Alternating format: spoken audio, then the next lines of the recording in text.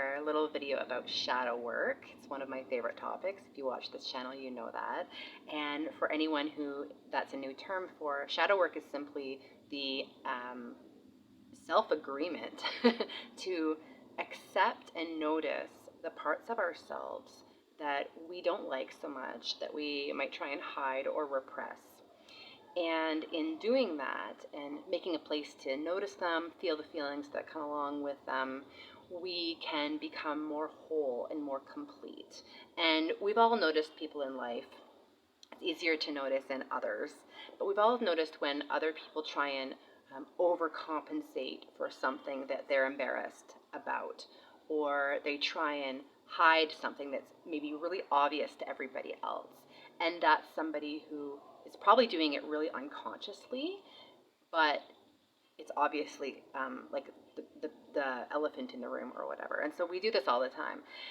But as we become more aware, maybe we're able to sense more, maybe we're committed to a spiritual journey, we're going to notice these parts of ourselves pop up in life, whether it's really strong, visceral reactions to other people or to what we feel are intrusive emotions or intrusive thoughts that come to us. As we kind of continue on this awareness journey, these things get really loud. That's part of it. And so we could be triggered by other people. We could be triggered by just ourself, feeling big things inside of ourselves. And that is a good sign because the universe or our inner being knows that obviously we're ready or we're mature enough to actually face and look at these parts of ourselves that we've tried to hide or repress for probably really good reason. You know, when we were growing up, if we were expressing ourselves in a certain way or reacting a certain way in our family home that, was unacceptable to one of our parents or both of our parents, we were taught pretty quick not to show up with that part of ourselves, with that expression of ourselves.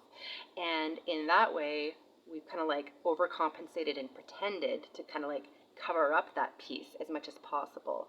But that can cause pain. It can cause like an inner conflict, an inner splitting that we don't even really realize is happening until we embark on a journey of self-discovery, of knowing ourselves, of intending to know ourselves. And so if you put that intention out there and you're along that journey, you know that these things start to get loud. So that's just a little bit about shadow work, and why we do it again is to become more whole, because these are still parts of ourself that are natural. They're natural, and anytime we hide or deny or repress natural reactions inside of ourselves, that causes pain, that causes inner injury. And so it doesn't mean that once we discover like our deep-seated jealousy or things that we've tried to hide, it doesn't mean we like go out and express them and cause harm for other people. We just learn to sit with the fact that those are part of our natural reactions. Sit with the maybe awful feelings in our body that might come up and just smile, knowing that those are coping mechanisms that are from way back, that predate predator, but predate our life now. And when we can be okay with them passing through as feelings or thoughts or reactions and just observe them, then they're more welcome, and then they're not something that we're trying to overcompensate for or hide or cover up with other strange behaviors. Because, we all know what it looks like when other people are doing that. So what I wanted to kind of focus on in this video is the fact that sometimes what we feel are extremely intrusive emotions, extremely intrusive thought forms that come our way, and we don't know where they're coming from, and they might put a real pause on our day or even our week, depending what's going on.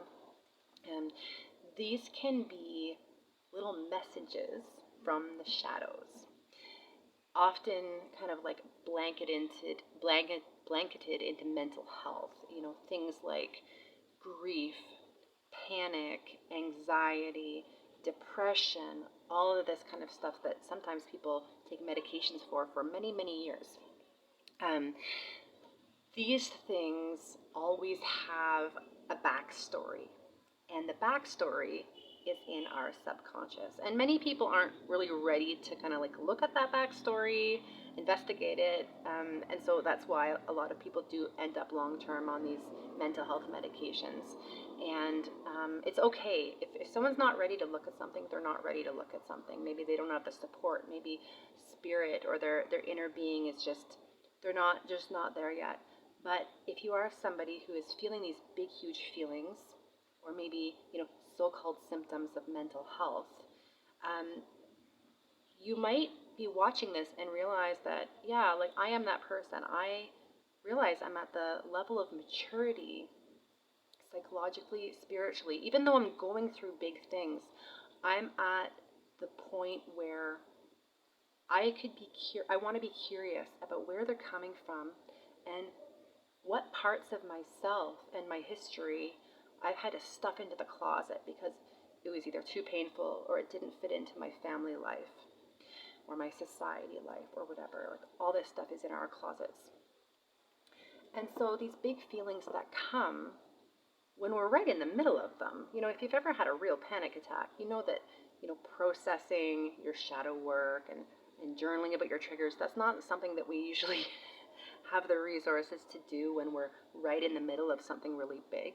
So when we're in the middle of those really big, deep things, like the concentrated, potent part of those things, all we can really do is breathe, find as much quiet space as we can without, more stress being added to our life. Taking really good care of ourselves, whatever that means to you. Just making sure that you're eating properly and staying hydrated, and maybe have a supportive person that you can talk to or check in with. So in the concentrated part, it's just about trying to relax and surrender as much as you can with your body. Noticing which muscles continually want to re-tense up and be resistant to those feelings, just getting through it. And then once the big crest of the wave is over, that's the best period of time that usually we miss because we're just like, whew, the worst is over. I just want to distract myself and feel better. And if you can catch yourself just after the big wave is over, but you can still feel a little bit of the charge from what you've gone through that might have lasted minutes or hours or even weeks, that's when we can kind of grab hold of the potential gems of shadow work. And so what we do is we get curious about what those feelings were really trying to tell us. And often they might be telling us something about our everyday life. Like maybe there's something that really does need to change. Maybe you need to have a pretty direct conversation with somebody, or maybe there's a job that you need to really like analyze if you need to stay at. Like there might be regular life things to look at. But more likely, there is stuff from the past that never got felt, that never got the insights from big stresses and big traumas from childhood and teenage years, never really got their moment of the spotlight to be understood and held and witnessed, and the support that you needed back then just didn't exist for you to feel those feelings through. And so they get trapped in the body, kind of like, I like to call them gifts without bows. Gifts without bows. And as the light of God moves through our ethereal and our astral body, it can kind of like tear open those gifts without bows that have been waiting for this time in life when we are mature enough to be able to look at this content and feel these feelings. Because I don't know about you, but in these years that I've been embracing shadow work, I've had some pretty big feelings that were just like on steroids compared to feelings that I had when I was younger. And I don't know what I would have done with myself if I had them when I was younger. So I'm glad that there is a system to this in place. So after this crest of the wave is over, we want to look at a young version of us that, as far back as we can remember, that felt whatever those things were. If you can feel and remember into the first time that you can remember feeling massive, and then fill in the blank, whatever is that thing you're going through, massive depression, or massive anxiety, or massive grief. and just see, just notice, like, oh my goodness, I don't know, how old were you? Who was around? Who was able to support you, or who probably should have been supporting you, but they were not capable of doing that at the time? What events were happening? And just looking at that younger version of yourself with great compassion and seeing them as resourced as possible as they were, they probably could have been more supported. And the fact that they got through it in one piece and kept going is pretty incredible. And just being with those feelings as they're still kind of in the field. You might not be right in the middle of the deepest levels of hell, because these things do come through in waves. But notice what those feelings were, and that now you are the parent. You are the parent to that inner child. You are strong enough, even though it might not feel like you're strong enough. I guarantee you, you're strong enough to sit with whatever feelings happen to be coming, whichever gifts without bows are getting unwrapped, and just explosive feelings are coming through to be held. And maybe that kid was insanely jealous because there was a brother or a sister that was receiving more attention than them. Maybe that little kid was insanely embarrassed about maybe a physical health problem or deformity, or the way that their body looked. And there was no one there to say, oh, you're fine the way you are. These are all the kind of things that when we were little, we were just like, we couldn't make sense of them because they were just too disturbing. Maybe the way that we were showing up with our behaviors was very unacceptable in our family. And so we were really silenced. Even if our parents weren't trying to shame us, that was what the result was. And so that shame got just clenched up and shoved in the subconscious. So we're now looking at those things, whatever they are for you. I had something come up last week that was really big, and it was around jealousy. And at first I was like, oh, what is going on in my body? I'm feeling some like really big feelings of terror and panic and loss, and I don't know even where this is coming from. Like, these are crazy feelings. And once it passed and I was just kind of getting ready for bed and reflecting, trying to relax, that's usually when, okay, I get a little bit of an idea of what gift without bows was trying to get unwrapped and speak to me. And I remembered something that I'd kind of forgotten about. And there was a guy that I was going out with. I think I was like 18 years old, and I really liked him, but the relationship was kind of breaking down, and we were at some kind of group event, and he was flirting with some other woman, and I was having a hard time containing my feelings of jealousy. Like, I was just not able. And the next day, I somehow had the password to his email, and I broke into his email, and I wrote this girl an email saying, like, I'm not interested in you, and please leave me alone, and stop pursuing me, stop flirting with me, and as though it was like my boyfriend sending it to this girl. And, of course I got found out, and of course that was the immediate end to the relationship.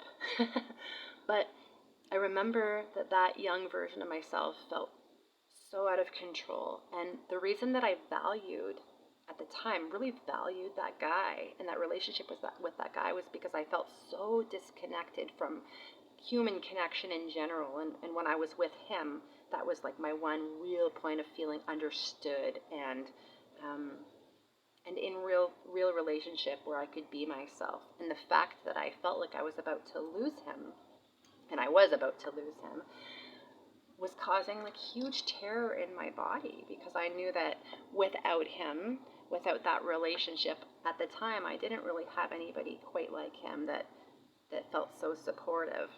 And I never thought of myself as a particularly jealous person, but looking at that, I definitely have a part of myself that's a jealous person. And I just conveniently forgot about this event and shoved all of this into the subconscious. And so that's just an example from my life. But We become whole when we allow ourselves to come face to face with these stories and these parts of ourselves that aren't exactly like shining parts of ourselves, parts that we don't really want to tell anyone about or show anybody. But if we can sit with them and be like, yeah, that's part of being human. That's part of being Amanda. That's part of being like Jennifer, Joe, Robert, then we're collecting that, that younger version of ourselves back and being like, wow, that was really hard.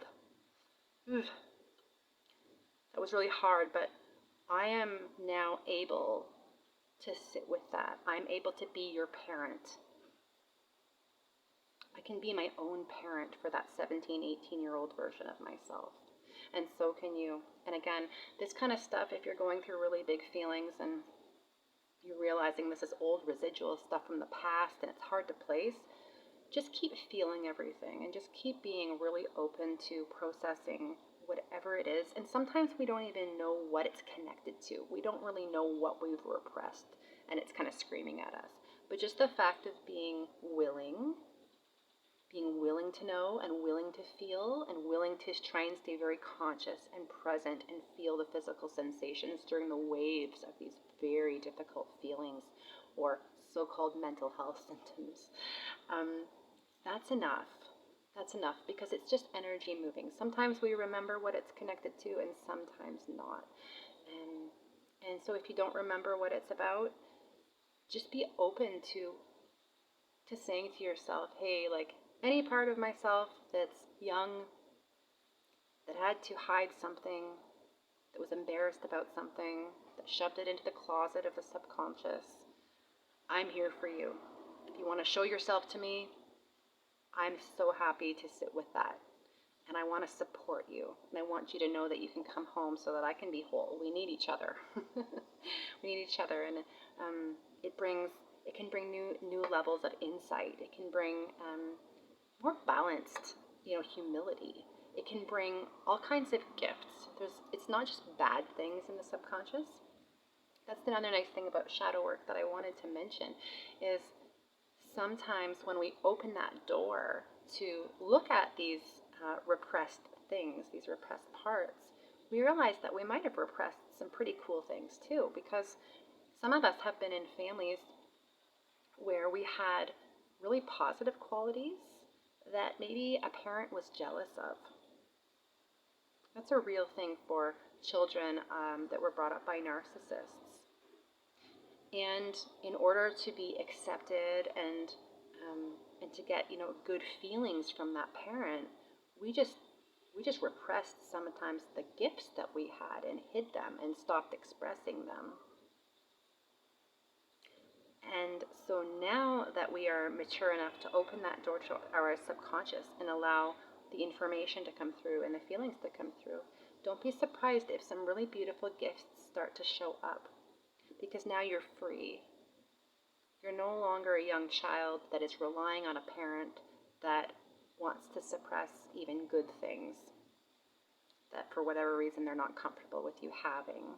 Maybe they wish they had them in themselves. It's probably the most likely. So now they're yours. Now they're yours. And if you're committed to doing shadow work and feeling the difficult things, you get to get the gems come through too.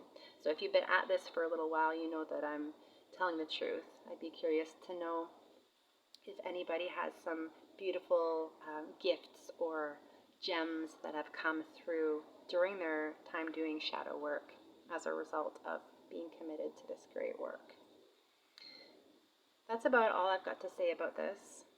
Basically, if you've got really big feelings going on that are so-called mental health symptoms,